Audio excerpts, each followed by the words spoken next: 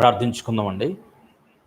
మహాపరిశుద్ధుడు, మహాగణుడు, మహోన్నతుడు, నిత్య నివాసి అయినటువంటి పరమ తండ్రి, మీ పరిశుద్ధతను బట్టి, మీ నీతిని బట్టి, మీరు జరిగిస్తున్న మీ చిత్తాన్ని అంతటిని బట్టి పరిశుద్ధ దూతల చేత నిత్యము స్తుతించబడుతూ ఆరాధించబడుతున్న మహాదేవ, నీ పరిశుద్ధ నామమును బట్టి మీకు కృతజ్ఞతాస్తుతులు స్తోత్రములు చెల్లిస్తున్నాము. మీ ప్రియకుమారుడు క్రీస్తు యేసును బట్టి మమ్ములను నీ సన్నిధానమునకు రానిచ్చు నీ కృపను బట్టి తండ్రి మీకు స్తోత్రము చెల్లిస్తున్నాం. ఇది మా వలన, మా భక్తి వలన, మా యొక్క జ్ఞానం వలన, వివేకం వలన తెచ్చుకున్నది కాదు. నరమాతృలైన మేము ఈ భూమి మీద ఏ స్థితిని బట్టి అయినో అతిశయింపతగదు. మీరే సర్వశక్తిమంతుడు, మీరే సర్వాధికారము కలిగిన దేవుడు, సర్వయుగాలలో సకల విధములైనటువంటి మహిమా ఘనత ప్రభావములు పొందదగినవాడు. మీ ప్రియకుమారుడు క్రీస్తు యేసు ద్వారా మీకు మా హృదయపూర్వకమైన కృతజ్ఞతాస్తుతులు, స్తోత్రములు, ఘనత ప్రభావములు చెల్లిస్తూ ఉన్నాం. తండ్రి, ఈరోజు కూడా మహోన్నతమైనటువంటి మీ ఆలోచనలను నేర్చుకోవడానికి సిద్ధపడుతున్నాం. గత చరిత్రలో ఎన్నెన్ని విధాలుగా ఆయా దేశాలకు, ఆయా ప్రజలకు మీరు తీర్పు చేశారో ఆ తీర్పులన్నిటినీ మేము తెలుసుకొని మీరు మా వలన ఈ తరంలో ఏం ఆశిస్తున్నారో దాన్ని ఎరిగి బ్రతకగలుగునట్లు సహాయం అనుగ్రహించవలసిందిగా ప్రార్థిస్తుంటున్నాం. మీ ఆత్మ సహాయం చేత నీ మాటలు మాకు అర్థం చేయించండి, నీ మనసును మాకు తెలియచేయండి. నీ ప్రియ పిల్లలుగా బ్రతకగలుగునట్లు సహాయం చేయండి. మా ప్రభువు, మీ ప్రియ కుమారుడైన క్రీస్తు యేసు వారి పరిశుద్ధమైన నామమున ఈ ప్రార్థన అడుగుచున్నాము తండ్రి, ఆమేన్. ప్రియమైనటువంటి దేవుని ప్రజలారా, దేవుని యొక్క వాక్యాన్ని వినటానికి సిద్ధంగా ఉన్నటువంటి మీకందరికీ ప్రభు అయినటువంటి యేసుక్రీస్తు నామమున నా హృదయపూర్వకమైనటువంటి వందనాలు తెలియజేస్తూ దేవుని వాక్యాన్ని వినటానికి ప్రేమతో ఆహ్వానిస్తూ ఉన్నాను. తిరిగి ఈరోజు కూడా మరొక గ్రంథాన్ని గూర్చినటువంటి విషయాన్ని, ఆ కాలంలో పరలోకమందున్నటువంటి దేవుడు భూమి మీద ఉన్నటువంటి సమస్త మనుషులందరికీ తీర్పు చేసేటువంటి వాడుగా ఉన్నాడు అని మరొక సందర్భాన్ని ఈరోజు మీకు జ్ఞాపకం చేస్తూ ఉంటున్నాను. ప్రియమైనటువంటి దేవుని వర్లరా, బైబిల్ గ్రంథమును గూర్చి మరొకసారి ఆలోచించడానికి సిద్ధపడుతున్నాను. ఎందువలనంటే ఆయా కాలాలలో దేవుడు ఆదామును హవ్వను సృజించిన తర్వాత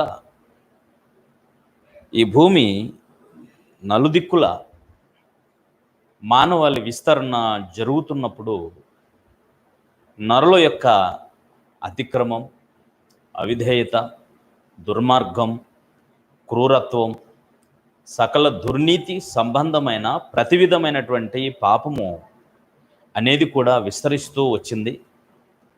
అలాంటి అక్రమము, దుర్నీతి సంబంధమైన ప్రతి దుష్కార్యము విస్తరించిన ప్రతిసారి పరలోకమందున్నటువంటి దేవుడు, అనగా సర్వలోకాన్ని సృజించినటువంటి సృష్టికర్త, ఆయన వారికి శిక్షలు విధిస్తూ వచ్చాడు. అలాంటి శిక్షలు విధించిన తర్వాత అలాంటి శిక్షలను గూర్చి మరలా తర్వాత తరాల వారికి కూడా అది పాఠం చెప్పేదిగా ఉండాలని, బుద్ధి నేర్పేదిగా ఉండాలని దేవుడు గ్రంథస్థం చేయించి పెట్టాడు. విశేషమైనటువంటి సంగతి ఏమిటంటే ప్రియులరా, క్రొత్త నిబంధన సంబంధులైన వారు కూడా ధర్మశాస్త్ర నిబంధనలో ఆయా ప్రవక్తల ద్వారా ఇశ్రాయేలీల ప్రజల కొరకే ప్రవక్తలను నియమించినప్పటికీ సర్వలోకాన్ని గూర్చినటువంటి కార్యక్రమాలు, దేవుని కార్యక్రమాలు ఎలా ఉంటాయో, దేవుని ప్రజలు కానివారి విషయంలో కూడా పరలోకమందున్న దేవుడు జోక్యం చేసుకుంటూ ఉంటాడు. అక్రమము జరుగుతున్నప్పుడు అది ఏ జనమైనా, ఏ దేశ ప్రజలైనా, ఏ జాతి వారైనా వారి యొక్క పాపముల విషయమై ఖచ్చితంగా దేవుడు తీర్పు చేస్తాడు అనేటువంటి విషయాలను దేవుడు తన ప్రజల కొరకు నియమించినటువంటి ప్రవక్తల ద్వారా తెలియజేశాడు.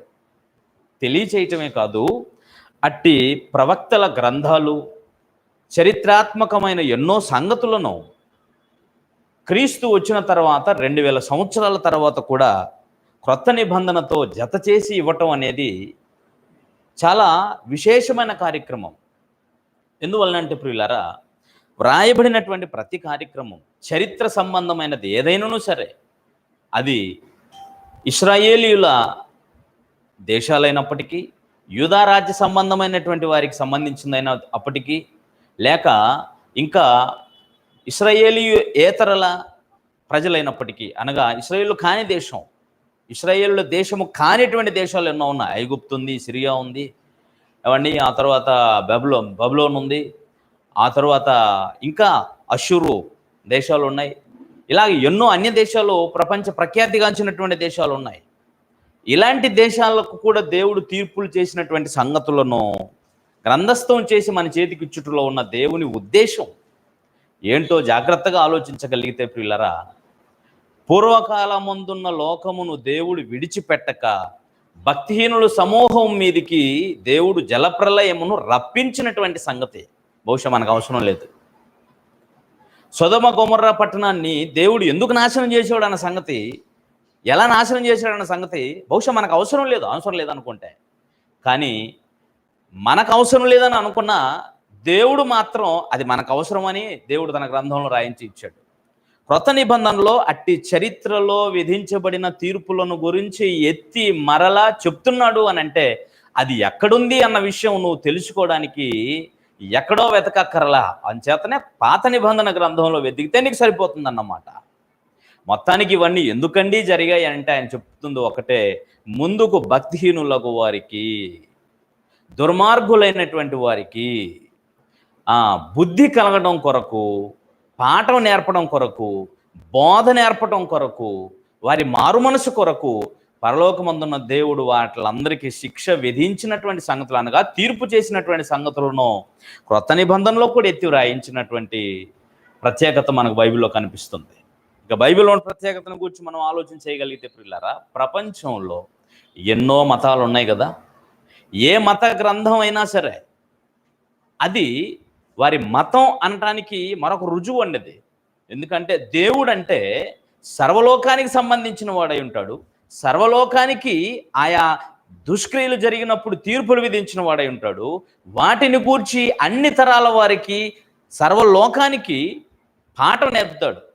కానీ ఇక బైబిల్లో ఉన్నటువంటి తీర్పులు తర్వాత మరలా ఇప్పుడు కరోనా అనేటువంటి భయంకరమైనటువంటి వైరస్తో ప్రపంచం అతలాకుతలం అయిపోతుంది కదా. ఈ భయంకరమైనటువంటి పరిస్థితిలో కూడా ఇదే కాదు, ఇంతకన్నా భయంకరమైనవి ఇంకా రావచ్చు. దాన్ని ఎవరూ కనగనలేరు సుమా. ఇంతకన్నా భయంకరమైన రావచ్చు, రాకపోవచ్చు, ఏవైనా రావచ్చు. కానీ ఈ ప్రపంచానికి దేవుని అనుమతి లేకుండా దేవుని సృష్టిలో ఏది కూడా జరగదు అనేటువంటి విషయాన్ని తెలుసుకోగలిగితే, ఆ దేవాది దేవుడు చేసిన తీర్పులన్నీ ఇదిగో ఇలా చేశాడు, ఎందుకు చేశాడు, ఎందుకు ఆ తీర్పులు వచ్చాయి, ఎందుకు ఆ దేశాల మీదకి శిక్షలు వచ్చాయి అనేటువంటి విషయాలు అద్భుతంగా దేవుడు తన గ్రంథంలో మనకి తెలియజేస్తూ వచ్చాడు. బహుశా బైబిల్ గ్రంథం చెప్పినంత, చూపించినంత ఆధారాలు దేవునికి కానీ, దేవుని తీర్పులను కూర్చి కానీ బహుశా ఏ మత గ్రంథంలోనూ కనబడవు. అందుకనే బహుశా ఎవరు కూడా జరిగిపోయిన తీర్పులు, దేవుడు ఫలానా దేశానికి ఫలానా పాపము నిమిత్తమై ఫలానా శిక్ష వేశాడు అనేటువంటి ఆధారాలు ఏమి ఉండవు. ఎందుకంటే వాటికి ఆధారాలు చెప్పినా అవి కథలుగానే మిగిలిపోతాయి తప్ప వాస్తవాలుగా ఉండజాలవు. చరిత్రాత్మకమైనటువంటి ఎన్నో సంగతులను, ఎన్నో తీర్పులను బైబిల్ ద్వారా ఈరోజు దేవుని ప్రజలు నేర్చుకుంటున్నారంటే ప్రియులరా, ఈ లోకానికి తెలియజేయబడుతుందని అంటే బైబిలే దేవుని గ్రంథం అని మరొకసారి రుజువు చేయబడుతుంటుంది ఇలాంటి చరిత్రాత్మకమైన విషయాలను ఆలోచిస్తున్నప్పుడు. అంచేతనే ఇది ఒక దేశానికి సంబంధించింది కాదు. బైబిల్ ధర్మశాస్త్ర నిబంధన అన్నది ఒక ఇశ్రాయేలు ప్రజల కొరకే అన్నట్టుగా కనబడుతూ ఉంటుంది. కానీ వారి కొరకు దేవుడు నియమించినటువంటి ప్రవక్తలు ప్రపంచ దేశాలలో ఆయా దేశాలకు సంబంధించిన తీర్పులను కూర్చి కూడా తన ప్రవక్తల ద్వారా దేవుడు తెలియజేసి ఉన్నాడు. కనుక ప్రియులరా, ఏ కాలంలోనైనా దేవుడు ఏ దేశానికైనా ఏ జనాంగానికైనా శిక్షలు విధించాడు, తీర్పులు చేశాడు అని ఒకసారి మనం చదివి ఆలోచన చేస్తున్నప్పుడు ఆ తీర్పులు ఆ శిక్షలు ఎందుకు వచ్చాయి, అట్టి శిక్షలు విధించిన సంగతి లేక విధించబడుతున్న సంగతి దేవుడు ముందుగానే తెలియచేయటంలోనో లేక జరిగిపోయిన విషయాలు మరలా తర్వాత తరాల వారికి తెలియజేయటంలోనో దేవుడు ఏమి ఎక్స్పెక్ట్ చేస్తున్నాడు, ఏమి ఆశించి వీటిని లోకానికి తెలియజేస్తున్నాడు అనేది ఆలోచించాల్సినటువంటి విషయం, నేర్చుకోవాల్సినటువంటి విషయం ప్రియమైన వారలారా. అంచేతనే ఈరోజు మనం ఒక అత్యున్నతమైనటువంటి మరో సంగతిని మనం ఆలోచన చేస్తూ ఉంటున్నాం. ఇది రోజు మనం ఆలోచిస్తున్నటువంటి సంగతి ఆమోసు గ్రంథాన్ని గూర్చి మనం ఈరోజు ఆలోచన చేస్తున్నాం. ఆమోసు గ్రంథం ప్రియులారా, ఇందులో మనకి ఇశ్రాయేలీయుల రాజు అయినటువంటి యెహోయాషు కుమారుడైన యరోబాము, రెండవ యరోబాము పరిపాలన అన్నది ఒక అద్భుతమైనటువంటి పరిపాలన. ఒక విధంగా చెప్పాలి అని అంటే మరి ఆ దేశము అతని పరిపాలనలో స్వర్ణయుగాన్ని అనుభవించిందని చెప్పాలి. స్వర్ణయుగాన్ని అనుభవించిందని చెప్పాలి. చాలా ధనం విషయంలో, సంపన్నత విషయంలో, సైన్య బలం విషయంలో అనేక విధాలుగా వృద్ధి చెందినటువంటి దేశం అది యెరోబాము యొక్క పరిపాలనలో. సుమారుగా అతడు కూడా 40 సంవత్సరాలు పరిపాలన చేశాడు ఇశ్రాయేల్ ప్రజల్ని. ఏమండి, అతని పరిపాలన చాలా స్వర్ణయుగంగా పోల్చబడింది. చాలా అద్భుతంగా ఉంటుంది అతని పరిపాలన. ప్రజలకు ఎంతో క్షేమం కలిగినట్టుగా ఉంటుంది. అయితే వాళ్ళు పొందినటువంటి ఆ ఉన్నతమైనటువంటి స్థితి దేవుని యొక్క మాటలను కానీ, దేవుని తీర్పులను కానీ, దేవుని యొక్క ఆలోచనలు కానీ వారు వినకుండా ఉండటానికి కారణమైంది. సూటిగా చెప్పాలంటే వారికి ఎంత ఐశ్వర్యం కలిగిందో, ఎంత ఉన్నత స్థితికి చేరారో వాటన్నిటిని బట్టి వాళ్ళు రాను రాను రాను రాను మానవ సంబంధమైన నైతిక విలువలను కూడా మర్చిపోయి దైవిక సంబంధమైనటువంటి ఆలోచనలను, ఆ దైవికమైన చింతన్నదే లేకుండా బ్రతుకుతూ సుఖాసక్తులై ఇష్టానుసారంగా బ్రతకడానికి అలవాటు పడ్డారు. ఇక వారి సుఖాసక్తికి, వారి భోగ జీవితానికి అంతు లేకుండా పోయింది. దేవుని కూర్చున్నటువంటి ఆసక్తి లేకుండా పోయింది. ఇక వ్యాపారములలో, వాటిలో వీటిలో అన్నిటిలో మునిగిపోయారు. ఎప్పుడు సంపాదన కూర్చున్నటువంటి ఆలోచనే అంత ఉన్నత స్థితికి చేరిపోయారు. ఇదే పరిస్థితుల్లోనే ఈ యూదా రాజ్యాన్ని మరి ఉజ్జియా అనేటువంటి ఆయన పరిపాలన చేస్తున్నాడు. ఆయన కూడా గొప్పగా పరిపాలన చేశాడు. పరిపాలన చేసినప్పుడు అతని కాలంలో అమోనీయులు, ఫిలిస్తీయులు, ఎదోమీయులు అనేటువంటి వారందరిని కూడా అతడు జయించాడు. ఏమండి, ఆ కాలంలో యూదా రాజ్యములో ఉజ్జియా పరిపాలన బాగానే ఉంది. ఇశ్రాయేలీల రాజ్యములు అంటే ఉత్తర భాగాన ఉన్నటువంటి ఉత్తర రాజ్యంలో కూడా ఇశ్రాయేలీల రాజ్యముపై యెరోబాము పరిపాలన కూడా అద్భుతంగా ఉంది. దేవునికి నచ్చినట్టు కాదు సుమా, లోకరీత్యా బాగా సంపాదనలో మునిగిపోయారు.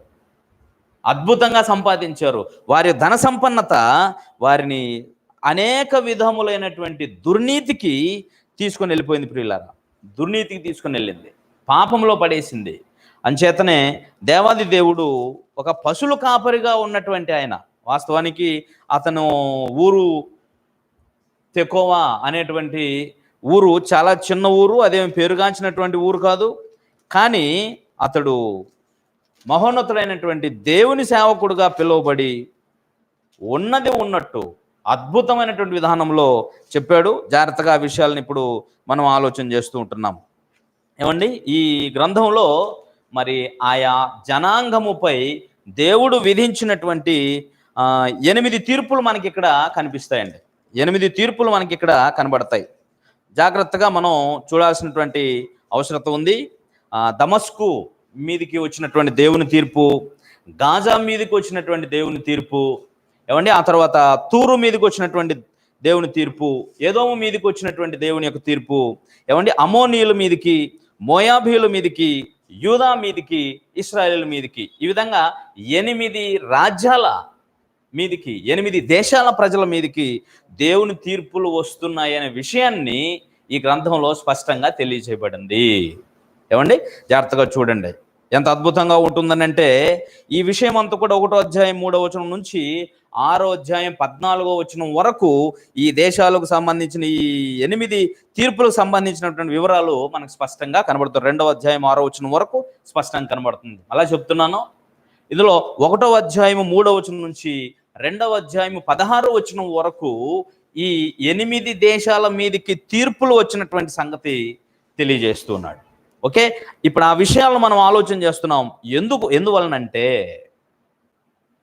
ఏ దేశము విషయములోనైనా దేవుడు జోక్యం చేసుకుని తీర్పు పంపించాడు అంటే, శిక్ష విధించాడు అని అంటే, ఎందుకు తీర్పులు జరిగాయి, ఎందుకు వారికి నాశనం విధించబడింది, ఎందుకు దేవుడు జోక్యం చేసుకున్నాడు అనేది ప్రశ్నార్థకం. ఈ లోకంలో ప్రియులరా అప్పుడప్పుడు చెప్తూ ఉంటారు, ఏదైనా జరిగితే దీనికోసం ఇంతకు ముందే ఆయన చెప్పేశాడని. ఈ మధ్యన మన భారతీయులు అయితే ఇది బ్రహ్మంగారు ఎప్పుడో చెప్పేశాడని, లేకపోతే ఇంకేదో చెప్పేశారని మాట్లాడుతూ ఉంటారు. ఏదో వస్తుంది, ఎప్పుడో వస్తుంది, ఏదో జరుగుతుంది. ఇప్పుడు మనము చెప్పొచ్చు, నేను చెప్తా ఉన్నాం కదా, ఇప్పుడు వచ్చింది దీనికంటే భయంకరమైన రావచ్చు అని చెప్పొచ్చు. నేను మంచి పేరు పొందినటువంటి వాడిని అయితే నా ఏదో పుస్తకంలో రాసి పడేస్తారు నన్ను గూర్చి, తర్వాత తరాల వారు ఒక పౌలు అనేటువంటి ఒక ఆయన చెప్పేశాడండి అని చెప్పుకుంటారు అంతే. ప్రియమైనటువంటి దేవుని వారలారా, అలా ఉండదు.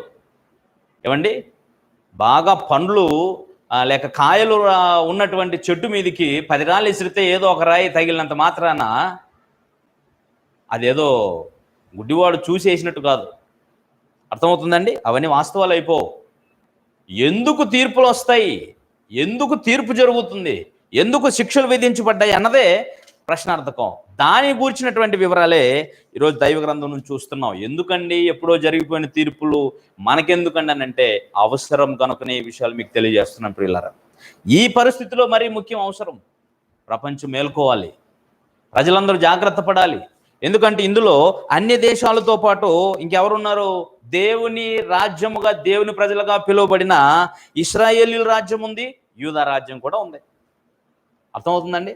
అంతమందికి తీర్పు చేసిన దేవుడు తన ప్రజల ఈర్లేమీ వదిలేయట్లేదు. అందరికీ తీర్పు చేయడానికి సిద్ధపడ్డాడు దేవుడు అనే విషయాలని చెప్తున్నాడు. చూడండి, రాబోయే తీర్పులను గూర్చి ముందెందుకు చెప్తున్నాడో అది గమనించాల్సిన విషయం. మరి యోనా గ్రంథంలో కూడా మనం చూసినప్పుడు, ప్రవక్త అయినటువంటి యోనాను నినవేకి పంపించినప్పుడు ఆ దేశమునకు కలగబోయే దుర్గతిని గూర్చి ప్రకటన చేశాడు. 40 రోజులకి ఈ పట్టణం నాశనం చేయబడుతుంది అని. ఎందుకు ముందుగా చెప్పాడు? ఆ చరిత్ర మనం ఆలోచన చేసినప్పుడు మనకు అర్థమైంది ఏంటంటే, ప్రజలు తమ పాప బ్రతుకులు మానుకుంటారని. దేవుడు దయాదాక్షిణ్య పూర్ణుడు, క్షమించుటకు సిద్ధమైనటువంటి మనసు కలిగిన వాడు. అంతేకాదు, ఆయన కోపపడి శిక్షించే దానికంటే కూడా ఎక్కువగా ఇష్టపడేది ఏంటంటే కరుణ చూపి క్షమించి కాపాడటం. కానీ దానికి తగినట్టుగా పాపి స్పందించాల్సినటువంటి అవసరత ఉంటుంది. ఓకే, ఇప్పుడు చూద్దాం బైబిల్ గ్రంథంలో రాబోయే తీర్పుల గురించి ఎందుకు చెప్తున్నాడో, వారి దోషాలను షార్ట్కట్లో ఎత్తి వివరిస్తున్నాడు. జాగ్రత్తగా చూడండి. మరి 1వ అధ్యాయము 3వ వచనం నుంచి 2వ అధ్యాయం 6వ వచనం వరకు ఈ 8 దేశాల మీదకి, 8 జనాంగాల మీదకి దేవుడు విధించే తీర్పులను గురించి ఇప్పుడు మనం ఆలోచన చేస్తున్నాము. చూడండి, 1వ అధ్యాయము ముందుగా 2వ వచనాన్ని చదువుతున్నాను. చూడండి, ఆమోస్ ద్వారా ప్రకటించినటువంటి విషయం ఏంటంటే, యెహోవా సియోనులో నుండి గర్జించుచున్నాడు, యెరూషలేములో నుండి తన స్వరము వినబడజేయుచున్నాడు. దేవుడు సియోనులో నుండి గర్జించుచున్నాడు అంటే చాలా ఖచ్చితంగా తన తీర్పులను గూర్చి ప్రకటిస్తున్నాడు అని చెప్తున్నాడు ప్రవక్త ద్వారా. ఏం చెప్తున్నాడు చూడండి, 3వ వచనంలో, యెహోవా సెలవిచ్చినదేమనగా, దమస్కు చేసినటువంటి 3 సార్లు 4 సార్లు చేసిన దోషమును బట్టి నేను తప్పకుండా దాన్ని శిక్షింతును. ఎందుకంటే దాని జనులు పంట దుల్లగొట్టు ఇనుప పనిముట్లతో గిలాదును నూర్చిరి అంటున్నాడు. చూడండి, అర్థమవుతుందండి? అది ఎంత భయంకరమైనటువంటి పట్టణంగా కనబడుతుందో చూడండి. గిలాదు అనేది తూర్పున ఇశ్రాయేలుకు చెందినటువంటి దేశం. సిరియా అనేటువంటి పట్టణం ఏం చేసిందనంటే, దాన్ని ఆక్రమించుకొని ఆ పట్టణం పట్ల బహుక్రూరంగా ప్రవర్తించింది. అంచేత గిలాదును నూర్చిపడేసిందంటే ప్రజల్ని ఏ విధంగా ఊడ్చిందో చెప్తున్నాడు. చూడండి, దాని జనులు పంట దుళ్ళ కొట్టు ఇనుప పనిముట్లతో గిలాదును నూర్చిరి. ఎవరు చేసిన పనిది? దమస్కు చేసినటువంటి పాపం. దమస్కు అనేటువంటి ప్రాంతం, దమస్కు అనేటువంటి పట్టణం చేసినటువంటి ఘోరమైనటువంటి పాపం ఏంటంటే, దేవుని ప్రజలైనటువంటి ఇశ్రాయేలీయులను, బహుక్రూరంగా బహుఘోరంగా హింసించారు, అంచేత నేను వారికి శిక్ష విధించడానికి పూనుకున్నాను అని చెప్తున్నాడు. తర్వాత రెండవదిగా ఇంకేం కనబడుతుందో చూడండి. రెండవదిగా గాజా. ఎక్కడ? 6వ వచనం. మొదటి అధ్యాయంలో 6వ వచనంలో గాజా 3 సార్లు 4 సార్లు చేసిన దోషమును బట్టి నేను తప్పకుండా శిక్షిస్తాను, ఎందుకంటే ఏదోము వారికి అప్పగింపవలనని తాము చెరపట్టిన వారిని అందరినీ తీసుకొని పోయెను. గాజా అనేటువంటిది ఫిలిస్తీన్ల యొక్క ముఖ్య పట్టణం. దాంతోపాటు ఫిలిస్తీన్లకు ఇంకా 3 పట్టణాలు ఉన్నాయి. అందులో ఎష్డోదు, అష్కెలోను, ఎక్రోను, అష్కెలోను, అష్డోదు, ఏమండి, గాజా. ఈ 4 పట్టణాలు వారికి ముఖ్యమైనటువంటి పట్టణాలు ఫిలిస్తీన్లకి. అయితే వీరు ఏం చేశారంటే చాలా మంది స్త్రీలను కూడా బానిసలుగా అమ్మేసినటువంటి చరిత్ర అండి వాళ్ళదే. ఇశ్రాయేలీల ప్రజల్లో ఉన్నటువంటి యూద పట్టణాల్లో చాలా మంది స్త్రీలను తీసుకుని వీళ్ళు ఏం చేశారంటే, స్త్రీలను బానిసలుగా అమ్మటం నిషేధం వాస్తవానికి. మీకు తెలుసా, యుద్ధ నియమాల్లో కొన్ని ఉంటాయి. పడుకున్నప్పుడు యుద్ధం చేయకూడదు, యుద్ధం అవసరం లేదని అనుకుంటే దానికి వాళ్ళు వదిలేస్తారు, యుద్ధం చేయకూడదుగా. యుద్ధ నియమానికి వ్యతిరేకంగా చేయకూడదు. అయితే వీళ్ళు ఏం చేశారనంటేనండి, ఫిలిస్తీయుల యొక్క ముఖ్య పట్టణాల్లో వీళ్ళు ఏం చేశారంటే, ఫిలిస్తీయులు యూదా పట్టణాల్లో ఉన్నటువంటి వారిని, స్త్రీలను సైతం అమ్మేశారండి. అంచేతనే వారిని గూర్చి ఏం చెప్తున్నారంటే, ఏదోము వారికి అప్పగించవాలని తాము చెరపట్టిన వారిని అందరినీ కొనిపోయారు. బానిసలుగా అమ్మేసేటువంటి కార్యక్రమానికి సిద్ధపడ్డారు ప్రియమైనటువంటి వారులారా. చూసారండి. ఇక మూడవదిగా ఎవరు కనబడుతున్నారు చూడండి. 9వ వచనం. యెహోవా సెలవిచ్చినదేమనగా, తూరు 3 సార్లు 4 సార్లు చేసిన దోషం అంటే ఇది చాలా ప్రత్యేకమైన దేశం. పైగా తూరు అనేది మహాప్రఖ్యాతిగాంచినటువంటి పట్టణం. ఇది కూడా ఇశ్రాయేలీయులను బానిసలుగా తీసుకొని వెళ్ళిపోయింది. అంతేకాకుండా ఏం చేసిందో చూడండి. ఎందుకు అని శిక్షిస్తున్నాయంటే, దాని జనులు సహోదర నిబంధనను జ్ఞాపకమునకు తెచ్చుకొనక పట్టబడిన వారిని అందరినీ ఎదోమీయులకు అప్పగించిరి. గమనిస్తున్నారా? ఇక్కడ ఏంటంటే, బంధువుల మధ్య కూడా నిబంధనను మీరేటువంటి భయంకరమైన వ్యక్తిత్వం అండి వీళ్ళది. ఎవరిదండి? తూరు అనేటువంటిది ఈ పట్టణ ప్రజల యొక్క పాపం. ఆ దేశ ప్రజల యొక్క పాపాలు ఎటువంటివండి అని అంటే, ఆ జనాంగం యొక్క పాపం ఏంటనంటే, నిబంధన చేసుకుంటారు కానీ, అగ్రిమెంట్ చేసుకుంటారు కానీ దానికి కట్టుబడి జీవించరు. వాళ్ళకు వాళ్ళే అర్థమవుతుందండి. వాళ్ళు అన్యులా, దేవుని ప్రజలైన ఇశ్రాయేలులా కాదు, అన్యులైనా సరే వారు కొన్ని నిబంధనలు, కొన్ని నియమాలు పాటించాలి, కొన్ని కనీస మానవతా విలువలను కలిగి ఉండాలి. వాటినన్నిటినీ కూడా మార్చి నిబంధనను మరిచి బ్రతికేటువంటి ప్రజలటండి వీళ్ళు. ఏమండి? తరువాత చూడండి ఎంత భయంకరమైనటువంటి వ్యక్తిత్వం వీళ్ళది. తరువాత 11వ వచనంలో ఏదోము చేసినటువంటి తప్పిదం ఏంటో ఇక్కడ మరలా ఒకసారి తెలియజేయబడింది. ఏదోము 3 సార్లు 4 సార్లు చేసిన దోషాన్ని బట్టి తప్పనిసరి శిక్షిస్తాను. ఏంటట? వాడు కనికరము చాలించుకొని ఖడ్గం పట్టుకొని ఎడతెగని కోపంతో తన సహోదరులకు వారిని మానక చీల్చుచూ వచ్చాను.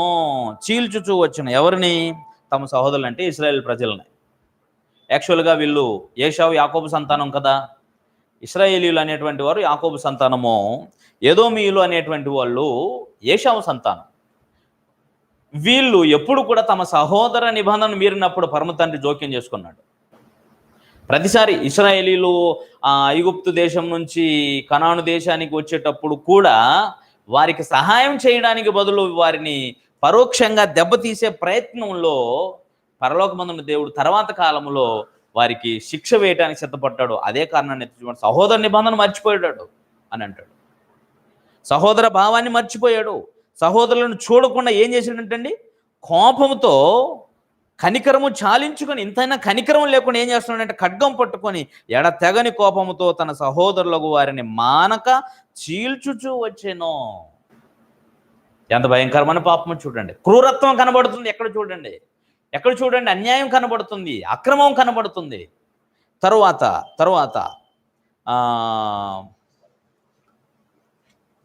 5వదిగా ఎవరు కనబడుతున్నారు చూడండి.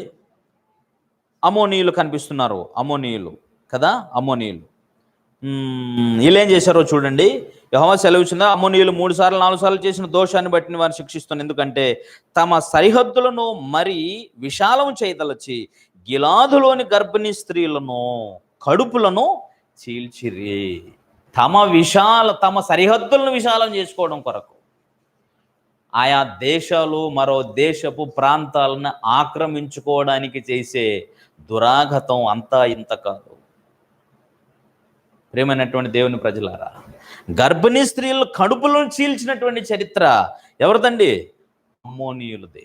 ఎవరిది అని అంటే గిలాదు వారి కోసం వాళ్ళు ప్రవర్తించినటువంటి విధానం అర్థమవుతుందా అండి? ఒకసారి ఏమో దమస్కు వారు చేశారు గిలాదు వారి మీదికి మొదటిసారిగా, రెండవసారి అదే గిలాదు ప్రజలను మరల ఎవరు? అమోనీయులు ఏమైనా గర్భిణీ స్త్రీల కడుపులను చీల్చారంటే అది ఎంత భయంకరమైనటువంటి పాపమో చూడండి. అంచేత వాళ్ళు చేసినటువంటి కార్యక్రమాలు ఇవన్నీ చూస్తుంటే ఆ రోజు గర్భిణీ స్త్రీలను చంపేశారు, ఈరోజు గర్భస్రావాల్ని చేస్తున్నారు. ఏ కోణంలో చూసినా నరహత్య అనేది కనబడుతుందనే విషయం మీకు తెలుస్తుంది చూడండి.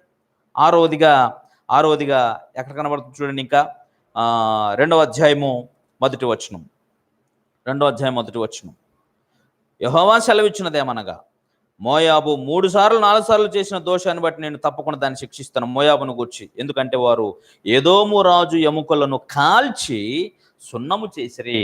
ఆ కాలములో ఆ కాలములో ఉన్న సాంప్రదాయము ఎముకలను కాల్చి బూడిద చేయటం అన్నది బహు క్రూరమైనటువంటి కార్యక్రమము. అర్థమవుతుందండి? చనిపోయినటువంటి వ్యక్తుల లేక ఏదోము రాజు యొక్క ఎముకలను కాల్చి బూడి చేశారట, సున్నం చేశారట. గమనించండి, అది ఎంత భయంకరమైనటువంటి పాపమో. అంచేతనే మరి మోయాబుకు కూడా దేవుడు శిక్ష విధించదలంచాడు. మొత్తానికి వాళ్ళు చేసినటువంటి కనికరము లేని కార్యక్రమాలు. ఆ తరువాత ఇంకేం కనబడుతుంది మనకి? యూదా దేశమును గురించి చెప్తున్నాడు చూడండి. 4వ వచనం, 2వ అధ్యాయము 4వ వచనం. యెహోవా సెలవిచ్చినదేమనగా, యూదా 3-4 సార్లు చేసిన దోషం బట్టి యూదా ఏం చేసిందట? ఎలైనగా వారు తమ పితరులను అనుసరించిన అబద్ధములను చేపట్టి మోసపోయి యెహోవా ధర్మశాస్త్రమును విసర్జించి ఆయన విధులను గైకొనక పోయిరి. వీళ్ళెవరు? దేవుని జనాంగముగా పిలువబడిన యూదా జనాంగం. యూదా ప్రజలు ఏం చేశారంటండి? తమ పితరులు చేసినట్టు అబద్ధాలను అనుసరించారటండి. తర్వాత ఏం చేశారట? మోసపోయినటువంటి వారుగాను తర్వాత యెహోవా ధర్మశాస్త్రమును విసర్జించి ఆయన వారికి ఇచ్చినటువంటి విధులను కట్టడలను గైకొనకుండా అయిపోయారట. అంటే దేవుడు న్యాయవంతుడు. ఇక్కడ మీకు కనబడాల్సింది ఒకటే, దేవుడు న్యాయవంతుడు, నీతి న్యాయములను బట్టి పరిపాలన చేసేవాడు. ఆయన ప్రపంచానికి అంతటికి రాజు, సర్వయుగములలో రాజు.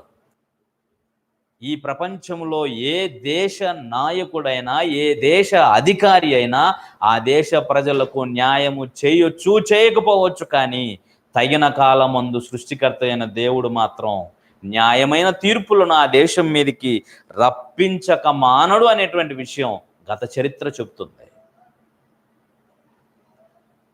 దయచేసి గమనించండి. ఇది యూదా చేసినటువంటి పాపం, అబద్ధాలాడటం, దేవుని ధర్మశాస్త్రాన్ని విసర్జించటం, ఆయన ఆజ్ఞలను గైకొనకపోవటం. 6వ వచనంలో, 2వ అధ్యాయం 6వ వచనంలో ఇశ్రాయేలు చేసినటువంటి పాపాన్ని గూర్చి చెప్తున్నాడు చూడండి. ఇశ్రాయేలు వారు చేసిన పాపాన్ని గూర్చి ఏం చెప్తున్నాడు? ఏలయనగా ద్రవ్యమునకై దాని జనులు నీతిమంతులను అమ్మివేయుదురు. స్వార్థం కొరకు ఎవరిని అమ్మేస్తారటండి? నీతిమంతులను అమ్మేసే చరిత్ర ఇశ్రాయేలీలది. ఎంత భయంకరమో చూడండి వీళ్ళది. ఆ తరువాత పాదరక్షల కొరకై బీదవారిని అమ్మివేయుదురు. 3వది, దరిద్రుల నోటిలో మన్ను వేయడానికి బహు ఆశపడతారు. దరిద్రుల్ని హింసించడం అంటే బహు సంతోషం అట. చూసారా, కొంతమంది ఎలా ఉంటారంటే చేతగాని వాళ్ళని ఏడిపించడం బహు సంతోషం, బహు సరదా వాళ్ళకి. అదే తిరగబడే వాళ్ళ మీద ఎవడు రూపాము చేయడు కదండి. వాడితో మనకెందుకు పోరా అన్నట్టుగా ఉంటారు. కానీ భయపడే వాళ్ళని చూసి ఇంకా భయపెడతా ఉంటారు. తర్వాత వాళ్ళు చేసేది ఇంకేమిటి చూడండి, దీనులు త్రోవకు అడ్డం వచ్చేదరు. దీనంగా బ్రతికే వాళ్ళంటే ఇంకా అలుసు వాళ్ళకి. తర్వాత తండ్రియు కుమారుడు ఒకదానినే కూడి నా పరిశుద్ధ నామమును అవమానపరచుదురు. తర్వాత తాకట్టుగా ఉంచబడిన బట్టలను అప్పగింపక, తాకట్టు పెట్టుకున్న వస్తువులను అప్పగింపక వాటిని పరచుకొని బలిపీఠములన్నిటి యొద్ద పండుకొందరు. జుల్మానా సొమ్ముతో కొనిన ద్రాక్ష రసమును తమ దేవుని మందిరములోనే పానము చేయుదురు. దేవదారు వృక్షమంత ఎత్తైన వారును సింధూర వృక్షమంత బలము గలవారును అమోరీయులను వారి ముందర నిలవకుండా నేను నాశనం చేసి తిని కదా. పైన వారి ఫలమును క్రింద వారి మూలమును నేను నాశనం చేసి తిని కదా. వాళ్ళ కోసం, ఇశ్రాయేల్ కోసం చెప్తున్నాడు. మరియు ఐగుప్తు దేశంలోనే మిమ్మల్ని రప్పించి అమోరీయుల దేశంలో మీరు స్వాధీనపరచుకోవాలని 40 సంవత్సరముల అరణ్యమందు మిమ్మల్ని నడిపించి తిని కదా. మరియు మీ కుమారుల్లో కొందరిని ప్రవక్తలుగాను మీ యవనులో కొందరిని నాకు నాజీరులుగా నియమించి తిని. ఇశ్రాయేలీయులారా, ఈ నా మాటలు నిజమైనవి కావా? ఇదే యెహోవా వాక్కు. అయితే ఏం చేశారు వీళ్ళు? అయితే నాజీరులకు మీరు ద్రాక్ష రసము త్రాగించితిరి, ప్రవచించబొద్దని ప్రవక్తలకు ఆజ్ఞించితిరి. ఇదిగో పంట చేని మోపులు నిండుబండి నేలను అణుగుద్రొక్కున్నట్లు నేను మిమ్మల్ని అణుగుద్రొక్కు. మీరు చేసిన పాపాలన్నీ 11, 12 వచనం వరకు ఉన్నాయండి. ఇశ్రాయేల్ ప్రజలు చేసిన పాపాలు. ఇప్పుడు చెప్పండి, ఈ పాపాలు లేని దేశం ఏది ఉంది? ఇప్పుడు చెప్పండి. ఆ రోజు వాళ్ళు చేసినటువంటి పాపాలు మరలా మీకు జ్ఞాపకం చేస్తున్నాను. దమస్కు చేసినటువంటి పాపం అది ఏంటిదండి అని అంటే, ఏమండి, గిలాదు మీద బహు క్రూరంగా ప్రవర్తించింది. సిరియా పట్టణాన్ని ఏమండి, గిలాదు పట్టణాన్ని అంతటిని ఆక్రమించుకుంది. ఆ తర్వాత గాజా ఏం చేసిందనంటే యూదా పట్టణాల్లో ఉన్నటువంటి స్త్రీలను బానిసలుగా అమ్మేసింది. మూడవదిగా అంటే బంధువుల మధ్య కూడా నిబంధనను మీరారు స్వార్థం కొరకు. తూరు దేశస్తులు ఏదోమీలు ఏం చేశారంటే సహోదర నిబంధనను మరిచి ద్వేషము క్రూరత్వాన్ని కనుపరిచారు. తరువాత ఐదవదిగా అమ్మోనీయులు ఏం చేశారంటే గిలాదు యొక్క స్త్రీలను, గర్భిణీ స్త్రీలను కడుపులు తీర్చారు వారి సరిహద్దులు విశాలపరచుకోవడానికి. ఆరవదిగా మోయాబీయులు చేసినటువంటి పాపం ఇదేంటిదనండి? దుర్మార్గం. ఎంత భయంకరమైనటువంటి దుర్మార్గమో ఏమండి, ఎముకలను, ఎదోము రాజు యొక్క ఎముకలను కాల్చి సున్నం చేశారు. ఇవి అన్ని దేశస్తుల కొరకు విధించిన తీర్పులైతే ఇశ్రాయేలు ప్రజలు, యూదా ప్రజలు కూడా అబద్ధాలాడటం, దేవుని నిబంధనను మీరటం, ఆజ్ఞలను అతిక్రమించటం, దేవుని గురించి భయం లేకుండా బ్రతకటం అనేది యూదా ప్రజలదైతే ఇశ్రాయేలు ప్రజల కొరకు నేను మీకోసం ఎన్ని చేశానో మీరు కూడా ఇలాగ ప్రవర్తించవలసి ఉండేను కదా. అయితే దేవుడు వారికి ఇచ్చినటువంటి ఆజ్ఞలను అన్నిటిని మీరారు. కనీసం సభ్య సమాజం పట్ల సమానమైనటువంటి ఆలోచన విధానం, ప్రేమ, కనికరం, దయా, దాక్షిణ్యాలు అన్నవి ఏమీ లేకుండా వారి అవసరాల కొరకు, వారి లాభాల కొరకు ఏమండి నీతిమంతులు నమ్మేశారు, దరిద్రుల నోట్లో మట్టి కొట్టారు. అర్థమవుతుందండి. దీనుల త్రోవలకు అడ్డొచ్చారు. వాళ్ళ కనీసం దీనులు వారి బ్రతుకును వారిని కూడా బ్రతకనివ్వట్లేదట. తర్వాత ఏం చేశారండి? మహా భయంకరమైనటువంటి కార్యక్రమాలు. తండ్రి కుమారులు ఒక స్త్రీనే కూడేటువంటి భయంకరమైన స్థితికి వచ్చేసారట. ఏమండి, తాకట్టు పెట్టుకున్న వాటి విషయాల్లో కఠినంగా ప్రవర్తించారు.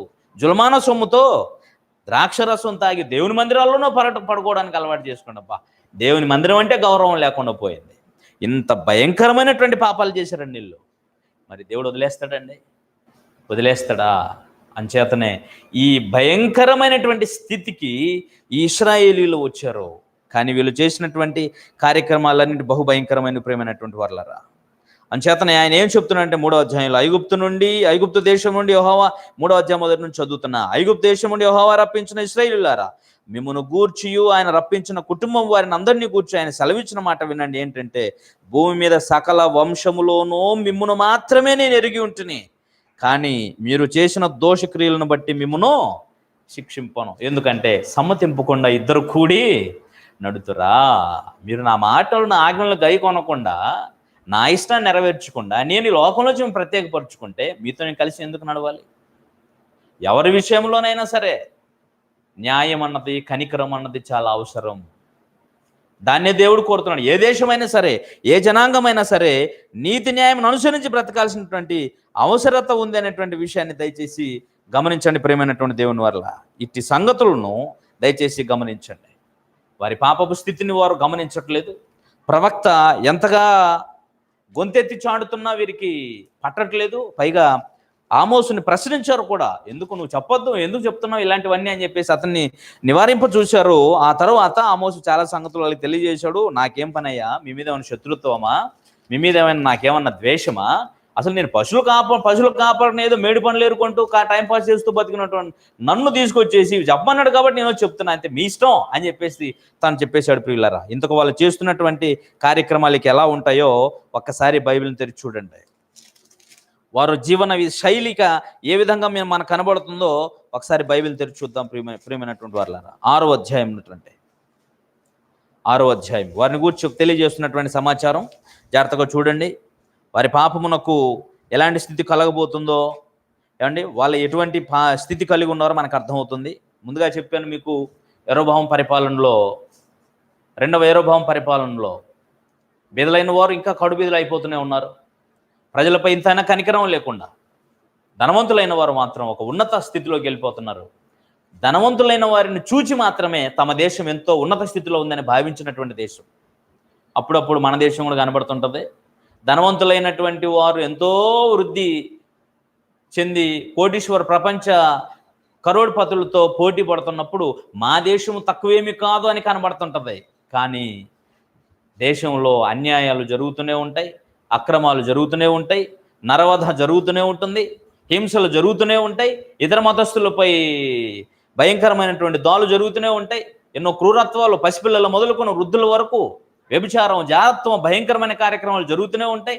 ఎన్నెన్నో జరుగుతూ ఉన్నాయి. రాజకీయ నాయకుల దగ్గర నుంచి వీధిలో తిరిగేటువంటి రౌడీల వరకు అందరూ దేశాన్ని దీనులను, దరిద్రులను దోచుకు తినేటువంటి వారుగా ఉంటారు. చూస్తున్నారా మన దేశంలో? ఏమండి, కరోనా వచ్చింది, ఎవరో సెలబ్రిటీసు కొన్ని కోట్ల రూపాయలు, బిజినెస్ మ్యాన్లు ఎవరైతే ఉన్నారో బిజినెస్ చేసుకున్నటువంటి వాళ్ళు కోట్ల రూపాయల ప్రభుత్వానికి ఇస్తున్నారు. కానీ రాజకీయ నాయకులు చూశారండి, ఒక్కడైనా కొన్ని కోట్ల రూపాయలు తీసుకొచ్చి ప్రజలకు సహాయం చేశారండి? ఒక్కడు కూడా చేయలేదండి. ఒక్క రాజకీయ నాయకుడు కూడా సరిగ్గా స్పందించలేదు ఇప్పటి వరకు. మాటలు ఉచిత సలహాలు ఇస్తారా అంటే చూడండి. ఎందుకు చెప్తున్నానంటే ప్రపంచవ్యాప్తంగా ఇదే పంతా కొనసాగుతుంది. గత చరిత్రే మరలా పునరావృతం అవుతుంది. ఎక్కడో గొప్ప వాళ్ళని చూసి దేశం వృద్ధి చెందింది అనుకుంటుంటారు, చెప్పుకుంటుంటారు. కానీ దేశంలో ఎన్నో దయనీయమైనటువంటి స్థితిలో, ఆ పూటకు గడవనటువంటి పరిస్థితుల్లో కూడా ఎంతోమంది ఉండనే ఉన్నారు. మరి వారందరి గతి ఇక్కడ కూడా ఇదే జరిగింది. 2వ యరొబాము పరిపాలనలో కూడా చాలామంది ఎలా బ్రతుకుతున్నారో తెలియజేస్తున్నాడు. 6వ అధ్యాయం చూడండి ప్రియులారా.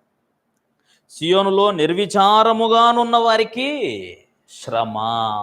నిర్విచారముగా జరుగుతున్న అతిక్రమాలను, జరుగుతున్నటువంటి అక్రమాలను, పాపాలను, దుర్మార్గపు పరిస్థితులను చూసి దేవుడు శిక్షిస్తాడేమో, మన బ్రతుకులు మార్చుకుందామన్న ఆలోచన ఎవరికి లేదండి. నిర్విచారముగా, టెన్షన్ లేకుండా ఉన్నారు.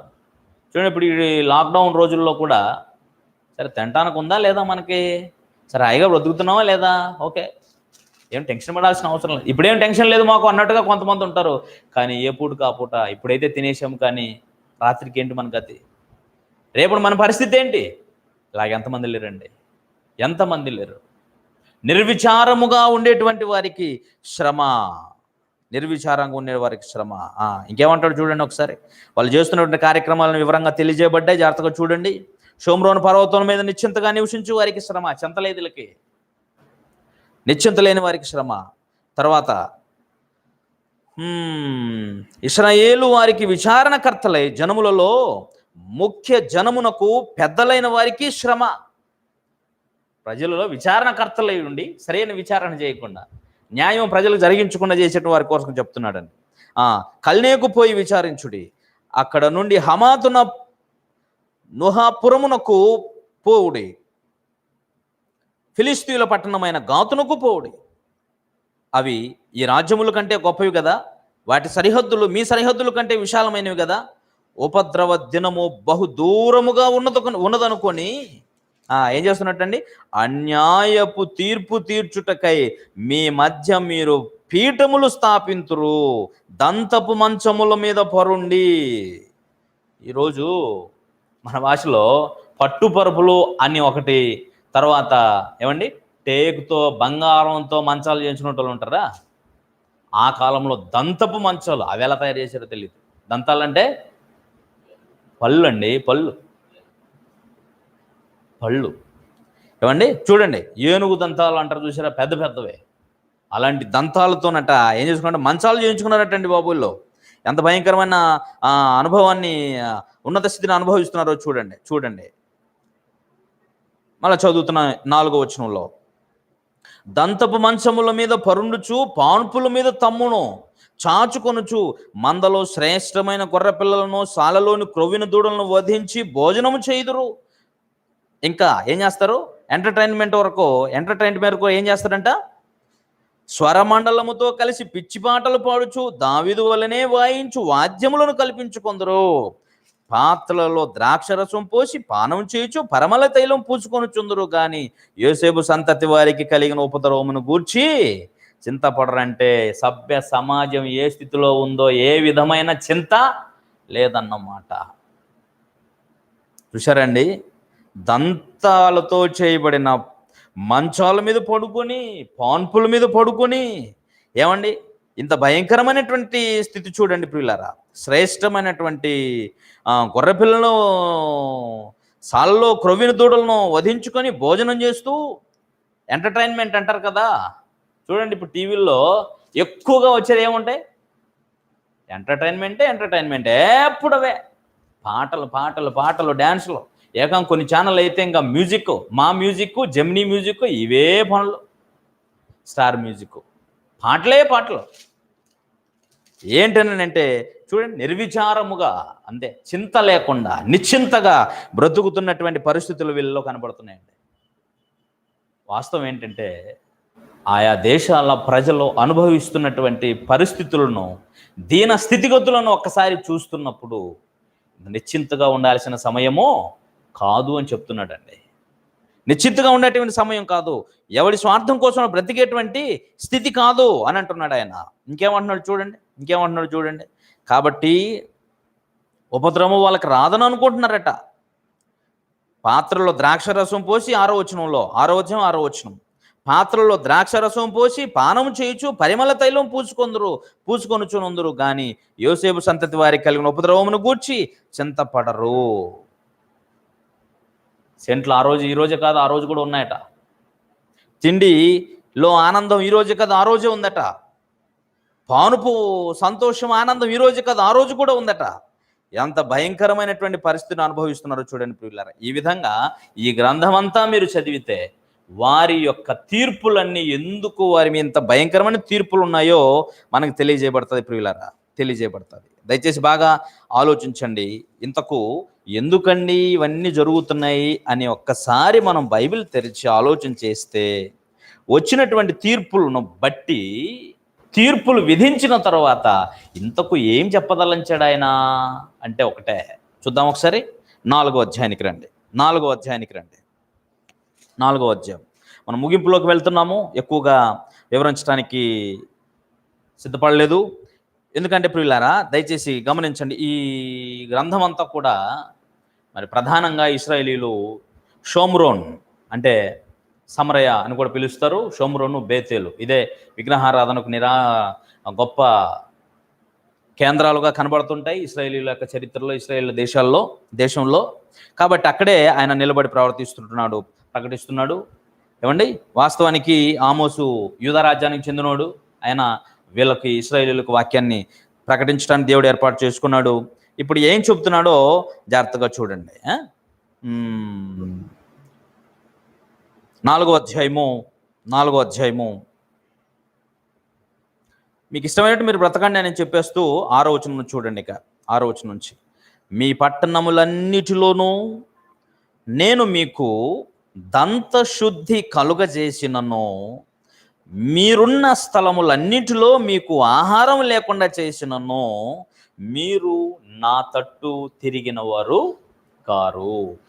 తీర్పులు ఎందుకండి విధిస్తాడు అని అంటే, ఎందుకని విధిస్తాడు? తీర్పులను గూర్చి, శిక్షలను గూర్చి దేవుడు ఎందుకండి తెలియజేస్తాడు అని అంటే ఒకే ఒక కారణం చెప్తున్నాడండి. కారణాలన్నీ చెప్పాడు. జాగ్రత్తగా చూడండి, ముందుకెళ్ళి ఎలాగ చూద్దాం. ఏమంటున్నాడు? మీ పట్టణములన్నిటిలోనూ నేను మీకు దంతశుద్ధి కలుగజేసినను, మీరున్న స్థలములన్నిటిలోనూ మీకు ఆహారం లేకుండా చేసినను, మీరు నా తట్టు తిరిగిన వారు కారు. ఇదే యెహోవాకు దంతశుద్ధి అంటే అర్థం ఏంటండి? తినేటువంటి ఆహారము పళ్ళ సందుల్లో ఇరుక్కుపోతే దాన్ని తీసుకోవడానికి మరలా కొన్ని పుల్లలు తయారు చేసుకుంటాం. ఆయన అంటున్నాడు దంతశుద్ధి చేసినను అంటే మీకు తినటానికి పళ్ళ సందుని ఇరుక్కునేంత పరిస్థితి లేదు. చివరికి ఏం చేశాడంటండి? మీరు నివాసం ఉన్నటువంటి స్థలాలన్నింటిలో మీకు ఆహారం లేకుండా చేసినను, మీరు నా తట్టు తిరిగిన వారు కారు. అలా ఏమంటున్నాడు 7వ వచనంలో? మరియు కొంతకాలమునకు ముందు 3 నెలలు వాన లేకుండా చేసితి, ఒక పట్టణం మీద కురిపించి మరి ఒక పట్టణం మీద కురిపింపకపోతే, ఒక చోట వర్షం కురిసెను, వర్షం లేని చోటు ఎండిపోయాను. 2-3 పట్టణములు వారు నీళ్లు త్రాగుటకు ఒక పట్టణానికే పోగా ఆ చెట్టు నీరు వారికి చాలకపోయాను, అయినను మీరు నా తట్టు తిరిగిన వారు కారు. ఇదే యెహోవాకు. అర్థమవుతుందా ప్రియమైన వారలారా?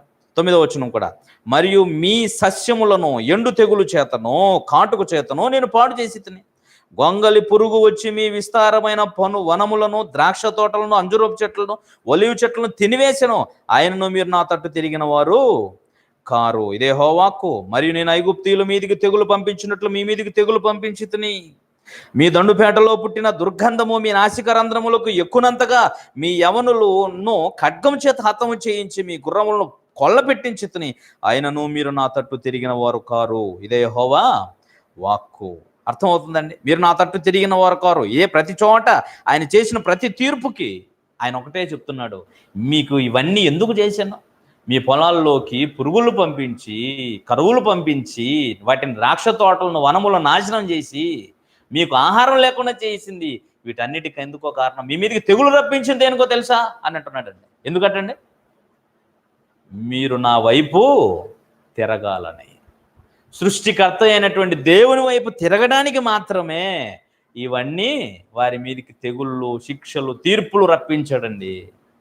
ఒకే ఒక కారణం, దేవుని వైపు ప్రజలు తిరగాలి. మీరు నా వైపు తిరగండి, నేను మీ వైపు తిరుగుతా. మీరు ఒకవైపు ఒక అడుగు నా దగ్గర రావడానికి ప్రయత్నించండి, నేనే మిమ్మల్ని కౌగిలించుకొని ఎత్తుకుంటా.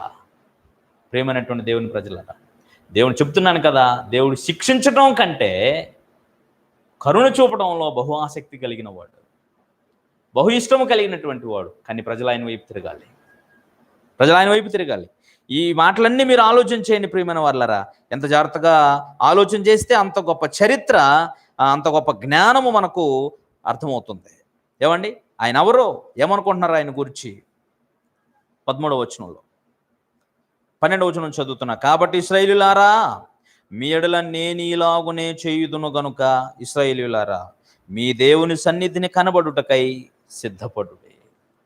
ఆయన కోరుతున్నది దేవుని వైపు తిరగండి. మీరు ఏమైతే సంపాదించుకున్నారో వాటి మీద ఆధారపడకండి, మీ స్వశక్తి మీద ఆధారపడకండి, మీ జ్ఞానం మీద ఆధారపడకండి. ఏమిటికి చాలవు అవి, ఏమిటికి చాలవు.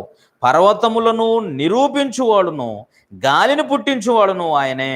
ఇది ప్రవక్త యొక్క సందేశం.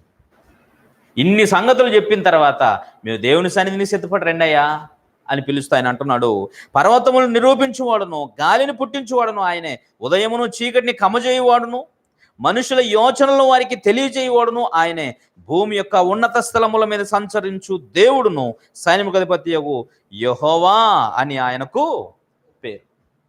మీరు ఆయన కొరకు ఎదురు చూడండి, ఆయన వైపు తిరగండి. ఇంకా కింద ఏం కోరుతున్నాడు చూడండి, సందేశం అండి, సందేశం.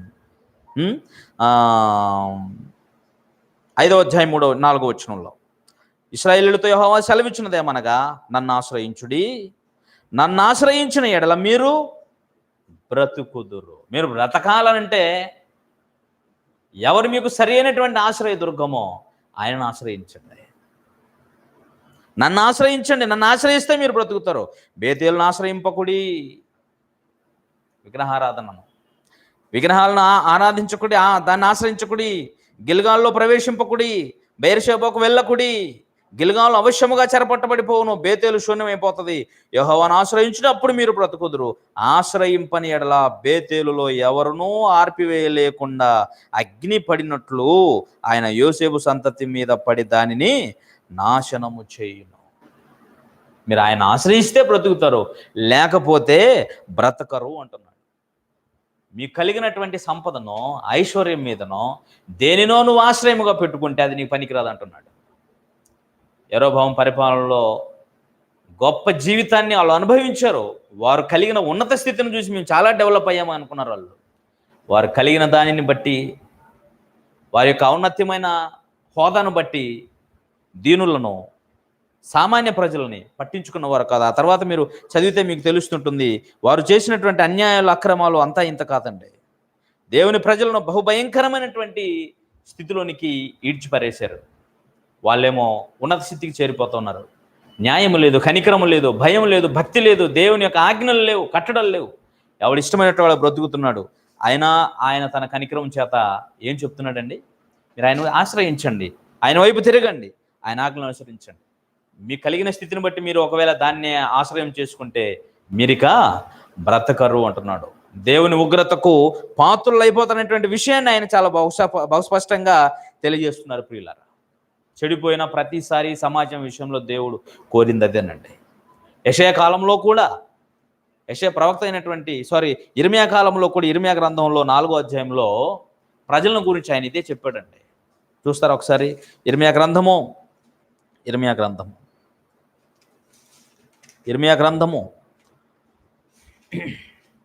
4వ అధ్యాయం 1వ వచనాన్ని ఒకసారి చూడండి. 4వ అధ్యాయం 1వ వచనం, నువ్వు అటు ఇటు తిరగకు, నీకు తోచిన దాని మీద, నీకు కలిగిన దాని నువ్వు ఆధారపడద్దు, నీకే ప్రయోజనం జరగదు దానివల్ల అని చెప్తున్నాడు. 4వ అధ్యాయం 1వ వచనం చదువుతున్నా, నీ యెహోవాకు ఇశ్రాయేలు, నీవు తిరిగి రానుద్దేశించిన ఎడల నా యొద్దకే రావలను. నీవు ఇటు అటు తిరుగుట మాని నీ హేయ క్రియలన్నిటినీ నా సన్నిధి నుంచి తొలగించి, సత్యమును బట్టి, న్యాయమును బట్టి, నీతిని బట్టి యెహోవా జీవము తోడని ప్రమాణం చేసిన ఎడల జనములు ఆయన యందు తమకు ఆశీర్వాదము కలుగును అనుకొందరు, ఆయన యందే అతిశయపడతారు. నీవు ఆయన ఆశ్రయించి అటు ఇటు తిరగడం మానేసి, ఏం చేస్తే ఈ కరోనా పోతుంది, ఏం చేస్తే ఈ తెగులు పోతుంది, ఏం చేస్తే ఈ రోగం పోతుంది, ఏం చేద్దాం, ఎవడు వ్యాక్సిన్ కనుగొంటాడా అని ఇలాగా దిక్కు మొక్కలు చూసి టైం వేస్ట్ చేసుకుంటూ ఉంటే జరగాల్సిన నష్టం అంతా జరిగిపోద్ది. ఆయన అంటున్నాడు, అటు ఇటు తిరగకుండా రానుద్దేశిస్తే నేరుగా నువ్వు నా దగ్గరికే వచ్చేసేయి. నా దగ్గరకు రానుద్దేశిస్తే నువ్వు ఒక పని చేయి, ముందుగా నీ హేయ క్రియలను విడిచిపెట్టేసేయి. సత్యమును బట్టి, న్యాయాన్ని బట్టి, నీతిని బట్టి, దేవుని యొక్క పరిశుద్ధ నామమును బట్టి నువ్వు బ్రతుకు, నీకు దేవుడు ఖచ్చితంగా జీవితాన్ని ఇస్తాడు అని చెప్తున్నాడు. ప్రియమైనటువంటి వారలారా, గమనిస్తున్నారా అండి? ఎంత భయంకరమైనటువంటి పరిస్థితితో మనకు కనబడుతుంది. అంచేతనే దేవుని ఉగ్రతకు ఎన్నో దేశాలు నాశనం చేయబడ్డాయి మారనప్పుడు. కానీ ప్రతి దేశానికి దేవుడు ముందుగా ప్రకటన చేశాడు, మార్చుకోండి, మీ హేయక్రియలు మానండి, మీ హత్యలు మానేసేయండి, మీ క్రూరత్వాన్ని మానేయండి, మీ హింసాత్మకమైన వ్యక్తిత్వాన్ని విడిచిపెట్టండి, కనికరము, న్యాయము, దయ, దాక్షిణ్యాలు కలిగి సత్యమును జరిగించండి, నీతిని జరిగించండి, అప్పుడు నేను మిమ్మల్ని కనికరిస్తాను అంటున్నాడండి పరమందున్న దేవుడు. సృష్టికర్త ఆయనకే సొంతం, ఆయనకే సర్వాధికారం. ఆయన చెప్పింది వినటం నరులకు మంచిది, అంతే, అంతకన్నా వేరే ఆప్షన్ లేదు మనుషులకి.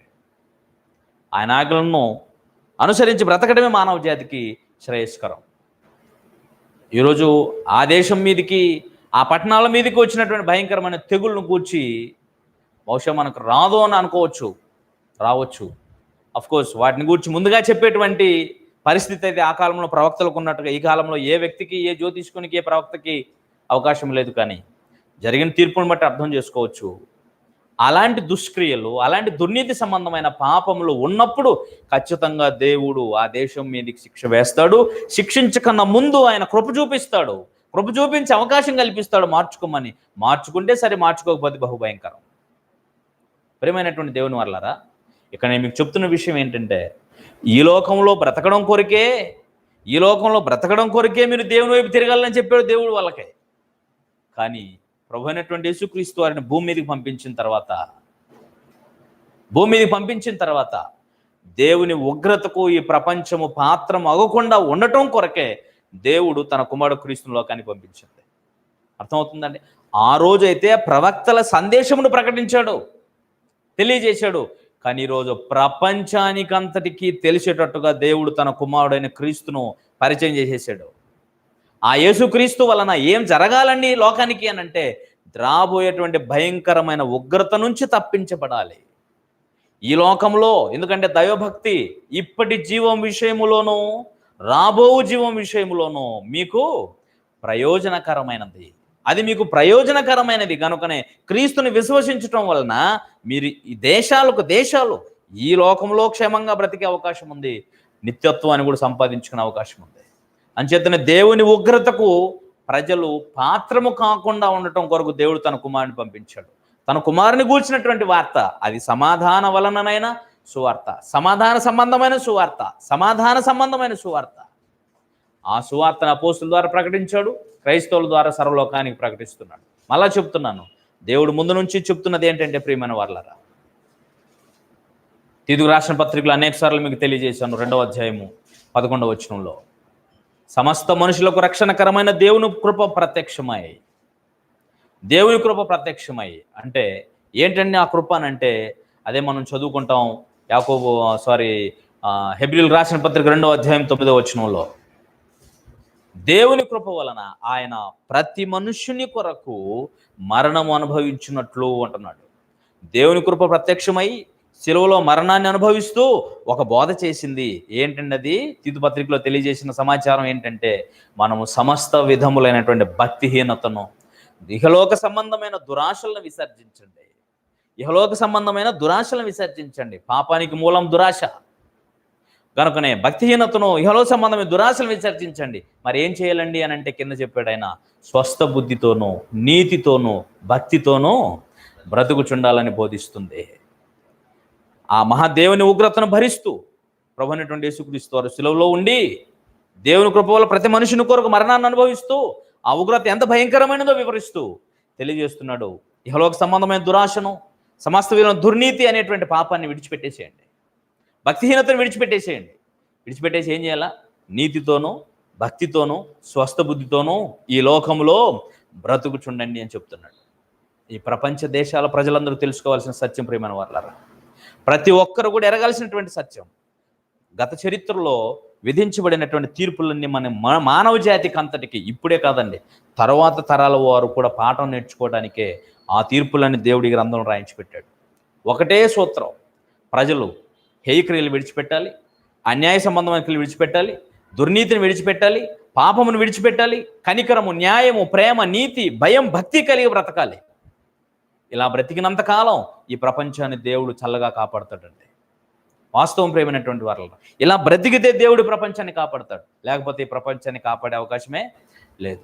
మనుషులు ఒకటే ఇలాంటి తీర్పులు విధించినప్పుడల్లా మనుషులు నేర్చుకోవాల్సింది ఒకటే, దేవుని వైపు తిరిగి దేవుణ్ణి ఆశ్రయించాలి, దేవుని వైపు తిరగాలి, దేవుని వైపు తిరిగి రావాలి అని అంటే, మళ్ళా చెప్తున్నాను, పాపాన్ని, దుష్క్రియలను, పాపాలన్నింటినీ విడిచిపెట్టేసేయాలి. అది ఆయన కోరుతున్నది. కనుకనే తీర్పులన్నీ కూడా మనకు నేర్పుతున్న పాఠం ఏంటంటే, మీరు తప్పుడు మార్గంలో ఉన్నారు, దిద్దుకోండి, దేవుని వైపు తిరగండి, దేవుణ్ణి ఆశ్రయించండి.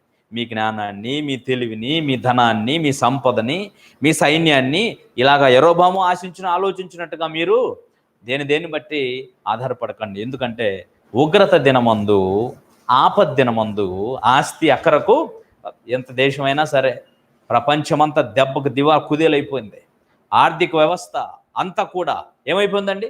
కుందేల్లాగా పరిగెత్తేటువంటి ఆర్థిక వ్యవస్థ అంతా ఇప్పుడు ఏమైపోయిందండి? కుదేలైపోయింది, మొత్తం నేలమట్టుకు అయిపోయింది. తర్వాత ఏం చేసుకోవాలో తెలియదు. ఇప్పటికే 10 సంవత్సరాలు వెనకపోయినటువంటి భయంకరమైన పరిస్థితులు చోటు చేసుకున్నాయి.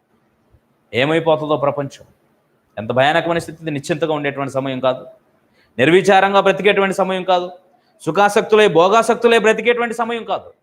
దేవుని యొక్క ఉగ్రత ప్రపంచంలో ఉంది. ఇప్పుడు మనుషులు విచారముతో, భయముతో, భక్తితో దేవుని ఆశ్రయించి బ్రతకాల్సినటువంటి సమయం. ఇది లోకానికి తెలియాల్సినటువంటి సమాచారం. కాబట్టి మీ చేతనంత మటుకు ప్రజలకు మీరు తెలియజేసి ప్రజల్ని సంస్కరించి దేవుని మార్గంలో నడిపించగలని ఆశిస్తూ మాటలు ముగిస్తున్నాను. ప్రార్థించుకుందామండి, ఏకీభవించండి. పరమదాసుడైన ప్రియ పరలోకపు తండ్రి, మీకు స్తోత్రాలు. ఈ ప్రపంచాన్ని మీరే కలిగించారు. సర్వమానవాళిపై సర్వాధికారం మీది. సర్వభూమికి మహారాజు మీరే. సర్వయుగములలోనూ మీరే మహాదేవుడు, మహారాజు. మానవాళి స్థితిగతులన్నిటినీ తండ్రి, వారి చర్యలన్నింటినీ మీరు పరలోకం నుంచి పరిశీలనగా చూస్తున్నారు. కొంతమందినైనా సరిచేసి సంస్కరించి నీ వైపు తిరగాలని, నిన్ను ఆశ్రయించేటువంటి వారుగా ఉండాలని, మనుషుల యొక్క పాపం సంపూర్ణం చేయబడినప్పుడు ఆయా దేశాల యొక్క ప్రజలపై తీర్పులు విధించబడినప్పుడు తండ్రి, ప్రజలు నీతిని నేర్చుకొని నీతి న్యాయం అనుసరించి బ్రతకటానికి మిమ్మల్ని ఆశ్రయించే వారిగా ఉండాలని ఆశిస్తున్నారు మీరు. కానీ మీ ఆశయాలు లోకానికి అర్థం కావట్లేదు. బహుశా భయంకరమైనటువంటి పరిస్థితులకు ప్రపంచం వెళ్ళిపోయింది. మీ ఉగ్రత ప్రపంచంలో ఉంది. నిజముగా తండ్రి, అట్టి ఉగ్రత నుంచి నీ ప్రజలైన వారు కాపాడబడవలనని నీ ప్రజలైన వారందరి కొరకు విజ్ఞాపన చేస్తున్నాను.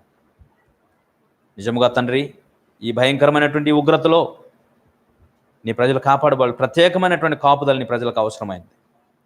ఎవరిని ఏ రూపంలో కబలిస్తుందో ఈ వైరస్ తెలియదు. ఎంతమందిని పొట్టన పెట్టుకుంటుందో మాకు తెలియదు. ఇదెంత ఉధృతంగా మారబోతుందో మాకు తెలియదు. కానీ నీ ప్రజల క్షేమం కొరకు ప్రార్థిస్తున్నాం. నిన్ను ఆశ్రయించేటువంటి నీ ప్రజల కొరకు విజ్ఞాపన చేస్తున్నాం. నీ కృపలో జ్ఞాపకం చేసుకునండి తండ్రి. మీ ఆలోచనను, మీ సన్నిధిని విడిచిపోయినటువంటి వారందరూ కూడా బుద్ధి తెచ్చుకొని భయము కలిగి బ్రతుకున్నట్లు కృప చూపించండి. మీకు సమీపస్తులై వారి హేయక్రియలను విడిచిపెట్టి, వారి దుర్మార్గంను విడిచిపెట్టి, వారి దుష్క్రియలను విడిచిపెట్టి, వారి క్రూరత్వాన్ని విడిచిపెట్టి, నీతి న్యాయములను అనుసరించి ప్రేమ దయాదాక్షిణములు కలిగి మీ స్వభావంలో పాలివారు ఉన్నట్లు సహాయం చేయండి ఆయన. ఏ ఒక్కరూ నిష్ఫలులు కాకుండా నీ కృపలను నీ ప్రజలైన వారి జ్ఞాపకం చేసుకొని, ప్రత్యేకించి దేవానను ప్రేమించి అనుగ్రహించినటువంటి స్థానిక సంఘంలో బాలాజీనగర్, అలాగే తండ్రి మంచిరేవుల శ్రీరామనగర్ సంఘ బిడ్డలందరి కొరకు మరొకసారి నీ సన్నిధి విజ్ఞాపనం చేస్తున్నాం.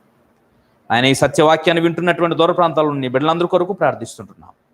ఎంతమంది నీ మాటలు విని నీ యందు విశ్వాసం ఉంచి భయభక్తులు కలిగి బ్రతుకుతారో వారికి అందరికీ నీ క్షేమమును దయచేయండి తండ్రి.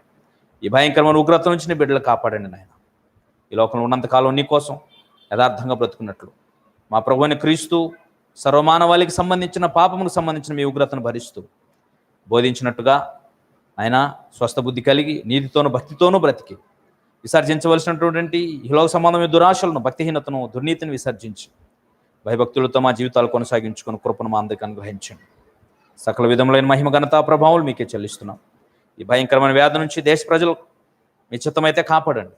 మీ చిత్తం ఏం జరుగుతుందో అది మీ ఇష్టమే. కానీ మీ సంకల్పాన్ని, మీ తీర్పులను తండ్రి మా ప్రాణంలో ఆపలేవు. కానీ మీ ఇష్టమే జరిగించండి. మీ ప్రజలను కాపాడండి. ప్రజలకు అవకాశం ఇవ్వండి మారు మనసు పొందటానికి. నీ సన్నిధిని మానవ మాతృలుగా నరుల కొరకు విజ్ఞాపనం చేస్తుంటున్నాం. కృప చూపించి సహాయం అనుగ్రహించండి. సమస్త విధముల మహిమ ఘనతా ప్రభావం మీకే చెల్లిస్తూ మా ప్రభువును, మీ ప్రియ కుమారుడు, మా కొరకు ప్రాణమిచ్చి తిరిగి లేచిన క్రీస్తు యేసు వారి అతి పరిశుద్ధమైన నామముని ఈ ప్రార్థన మీకు సమర్పిస్తున్నాము తండ్రి. ఆమేన్.